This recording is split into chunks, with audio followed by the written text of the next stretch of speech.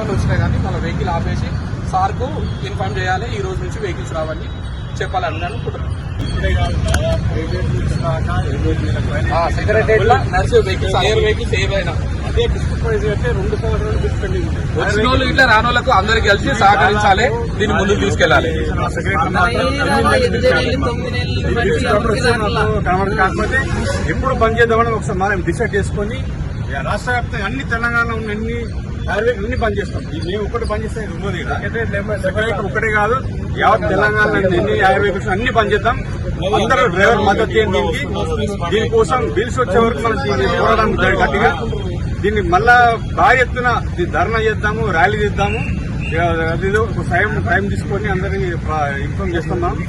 ఈ రోజు సెక్రటరీలో మేము ఉన్నాం, బిల్స్ కోసం అడుగుతున్నాం పోయి చీఫ్ సెక్రటరీ గారిని. అనుమతి ఇవ్వకపోతే మాత్రం రేపు నుండి అన్ని రాష్ట్ర వ్యాప్తంగా అన్ని బండ్లు బంద్ చేద్దాం. ఇది అందరికీ డ్రైవర్ చేసే మాట ఏదంతా. మరి రేపు అందరం బంద్ చేస్తారా ఎట్లా మరి?